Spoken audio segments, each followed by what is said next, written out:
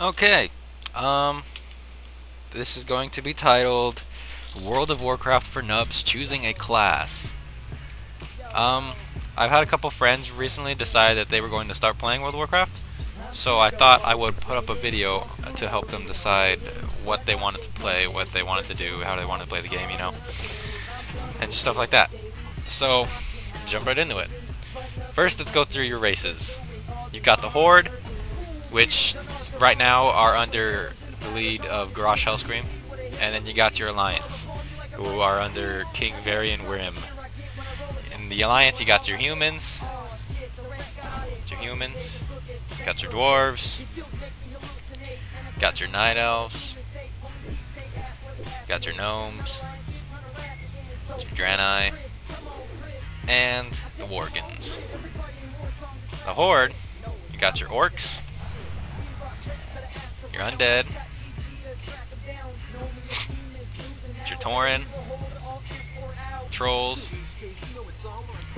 your blood elves, and the goblins. Okay, we're just gonna use orcs as a male orcs as a model because they no we're not. We're gonna use blood elves as a model because they have sexy hair. Okay, well first of all you got your warrior. Their role, they can have 3 roles. There are 2 roles. They can have 2 roles. You got your tanks. What tanks do? Tanks are pretty much the backbone of the party. They sit there and they hold all the aggro from all of the mobs or monsters, and they just sit there and take all the damage and hold all the aggro, so that the rest of the party doesn't die. And the warriors can do that. They can also damage, or DPS, damage per second. And that's pretty much it. Warriors, that's just a rundown of the tanks. And then warriors, let's read it right here. If you read it right here, it says, warriors are plate-wearing fighters who strive for perfection in armed combat. As warriors deal or take damage, they generate rage, which is used to power their special attacks. So they use rage to fight. When you hit something or something hits you, you generate some rage, and that rage, your abilities cost rage. You use the rage to use your skills. So they get stronger when they get hit more, essentially, kind of. We got our paladins, pallies. They can fulfill the role of tank, healer, or damage. Now healers, what they want to do is essentially heal the tank, because he's going to be taking all the damage from everyone. And that's pretty much all he does. He just sits there and heals you. So it's kind of easy at lower levels, but once you get into the higher levels, like raiding and all that, it can be pretty challenging. Paladins, let's read it right here. Paladins are heavily armored fighters and defenders who use holy magic to heal wounds and combat evil. Paladins are relatively self-sufficient and have many abilities targeted at death prevention. They can focus on two-handed weapons, shields, or healing. Their primary stats depend on their role. So yeah, in Paladins, they use mana. They have a lot of life-saving abilities. They have a bubble that they can do that blocks all incoming damage for like 7 seconds, I think it is. And they have a 7-second stun. They have an ability that heals them to 100%. And they fight using holy magic. So they're kind of fun. I have one. They're pretty fun to play. Yeah. There's a female model. On the next, the hunters. Hunters are really good for soloing. They can only fulfill one role, which is the damage per second. They use bows, as you can see. That's what he's using. They can use bows, guns, or crossbows. They can get a pet, and the pet is really where if you're a Beastmaster hunter, which you can unlock that at level 10, your pet is doing almost half your damage because they're just so strong. Let's read the rundown of hunters. Hunters are at home in the wilderness and have a special affinity for beasts. They use ranged weapons such as bows or guns and their pet to deal damage. They can use traps to cause damage or keep an enemy at bay. The hunter's primary stat is agility. So yeah, they can use traps. They can lay down a frost trap, where anyone that runs on that trap is slowed or frozen. An explosive trap, which does what it does. It does what it says. It explodes, and then anyone that stands right there is hurt. Or they can use a snake trap.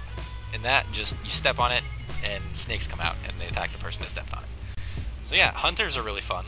They're really easy to play. They're really easy. If you're just starting out, you might want to try a hunter, because they're just really easy to play, and they have the pet, and you can get a tank pet, and the tank will just take the damage, and you can just sit there shooting it, and while it dies.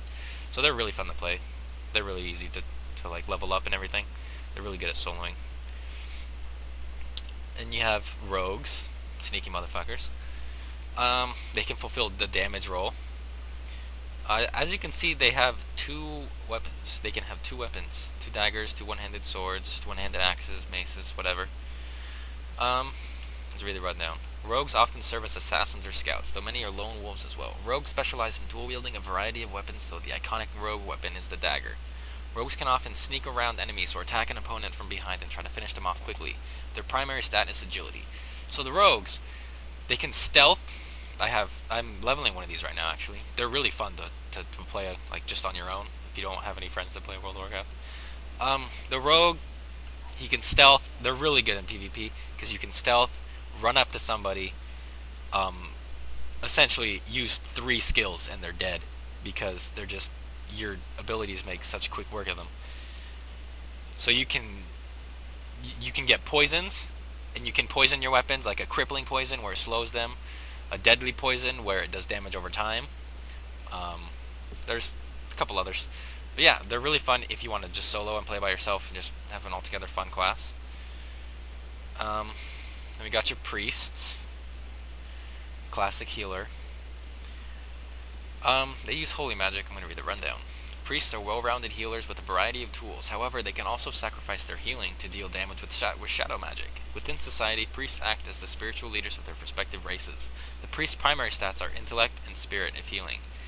So yeah, they can do DPS. I've seen some priests that can do really high DPS, even though their main role is healing. They have some pretty cool abilities. They can, when some priests die, they can resurrect as a big spirit thing, and it can heal its allies even after it's dead. So that's pretty nifty.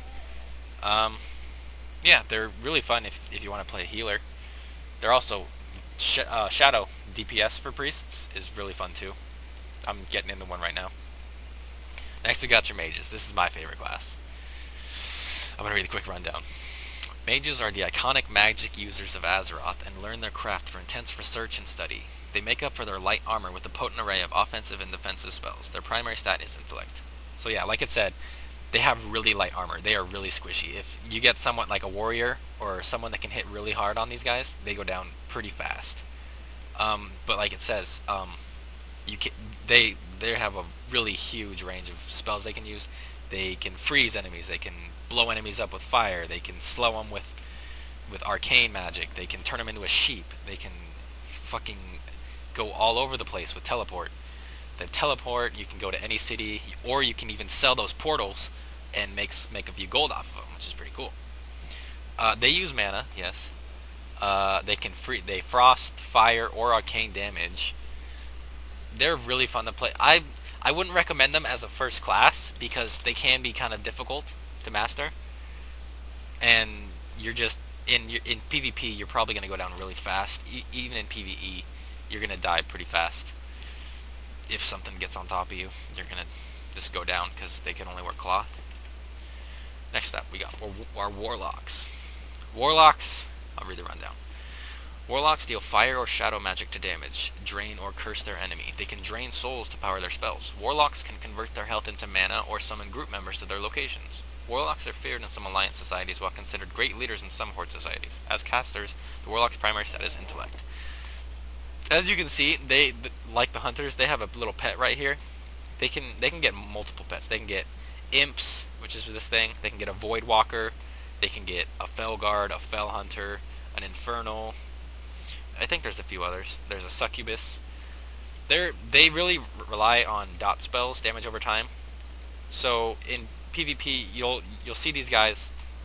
They'll run up to you, put like 4 or 5 instant cast spells on you, and your health just keeps ticking down and down because it's just damage over time.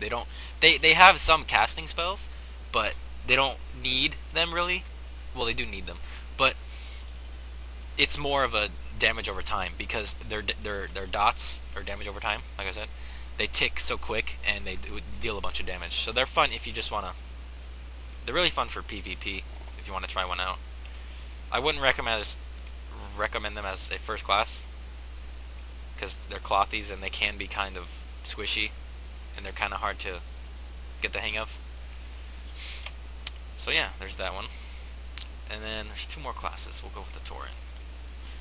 Tauren Tauren Druids. Druids, I'll read the rundown. Druids are shapeshifters with an affinity for the plant and animal kingdoms. There are 3 types of druids. Balanced druids, who cast nature or arcane spells at range. Feral druids, who can take on the form of a cat or a bear to fight in melee. Or restoration druids, who can heal their allies with an emphasis on heal over time spells. Druid primary stats depend on their role. So yeah, druids can be tanks, they can be healers, or they can be damage. And if they're damage, they can be either melee damage or range damage, because they have these shape-shifting forms. There's a bear form, which is used for tanking. There's a cat form, which is used for DPS, melee. There's a moonkin form, which is used for range DPS, which is casting spells. And they can turn into a tree if they're a healer. And you can even get their own, they have their own flight form. I think Tauren's is like a bird or something, and Trolls is a bat. But yeah, they're really fun to play. This would probably be a first idea for a class if you wanted to just go easy with it, because they can solo pretty much everything. Yeah, so if you want just a well-rounded class to start off with, you can go with a Tauren or a Druid, because they can heal themselves. They can heal themselves while dishing out massive amounts of damage. And the cat form is a lot like the rogues. They rely on agility and like stealth, and can jump into the fray from a long way away and just wail away on guys and kill them really quick. So yeah, that's what a druid is. And we got shamans, or if you've ever heard of Thrall. Thrall was a shaman. I'll read the rundown of a shaman. Shamans use the power of the elements to enhance their weapon damage or spells. Shamans summon totems in combat, small objects that buff, heal, or cause damage to enemies. Shamans often act as spiritual leaders in tribal communities. Their primary stats depend on their role. They can be healer or damage.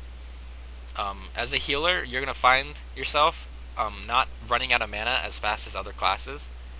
So if you're looking for a healer, you want to go with the shaman. If just right off the bat, if you're gonna go with the healer, and you find yourself healing on other classes, and you're finding yourself running out of mana way too fast, try a shaman out, because when they cast spells and they hit a critical, it refunds mana, so you're not running out of mana as fast.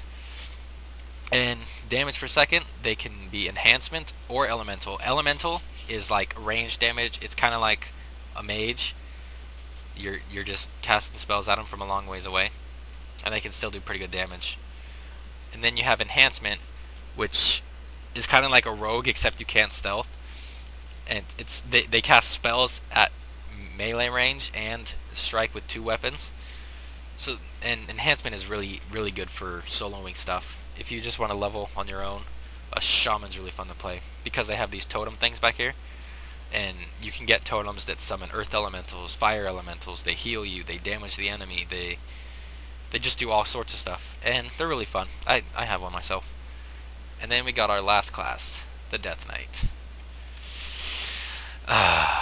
I'll read the rundown.